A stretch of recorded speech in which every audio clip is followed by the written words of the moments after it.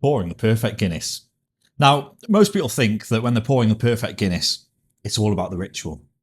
It's all about the angle of the glass, the weight, and most importantly, the top up at the end. But in reality, where people experience problems pouring a Guinness, it's not about the pour at all. It's about the setup.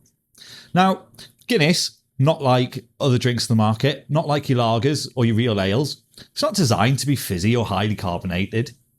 It's supposed to have that smooth, creamy, texturized finish that just swirls around in your mouth.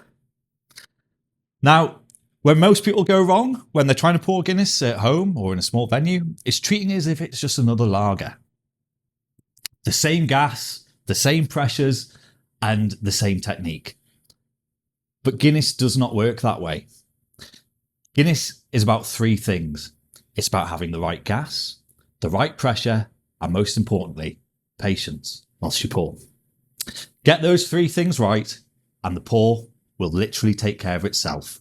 Now let's show you how. So people often wonder which gas they should be using for their Guinness. Well, the answer is simple. It's 70-30. Now what that is a mixed gas of 70% nitrogen and 30% carbon dioxide. Now, why we need a high proportion of nitrogen in a Guinness is, unlike carbon dioxide that provides fizz and sharpness and a little bit of acidity for those lagers, the nitrogen delivers something much more important. It provides texture. It provides the smoothness and the creaminess that we're all used to with our Guinness. So if you're looking for a beer that's smooth, rounded and easy to drink, then it really is non-negotiable. You need 70-30 gas.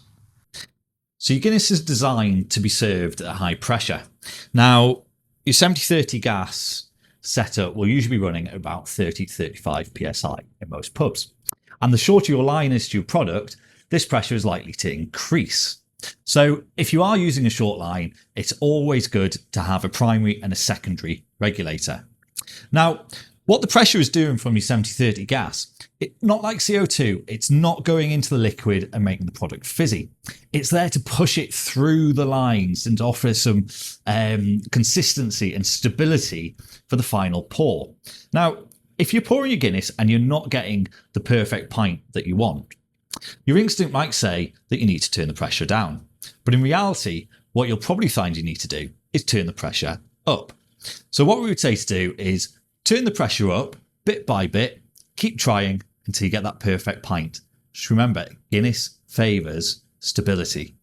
So these two spouts look incredibly similar, but they're not. One is specifically designed for stouts, just like Guinness, and that's the one in my right hand. Now what you can see there is the restrictor plate full of tiny little holes. And what that's there to do is to push the Guinness through at high pressure, and it breaks up all of that nitrogen and creates that cascade and that lovely creamy head. Pouring the perfect pint is not all just about the gas, but it's about having the correct nitro spout. It really is a fundamental to pouring Guinness. So let's pour a pint of Guinness.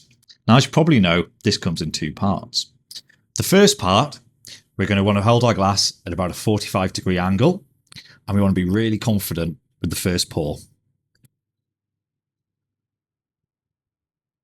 And we're going to fill that up to about 3/4 full.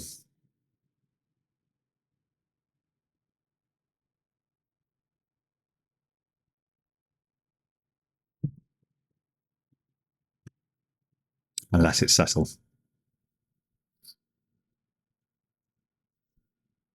So the second part, we want to slowly pour this. So I'm going to turn the restrictor down just a touch. And we're going to top that up all the way to the top.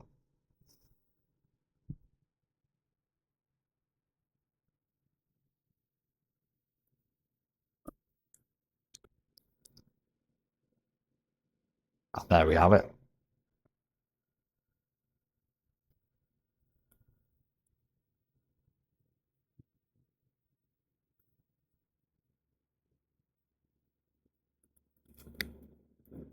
It's perfect.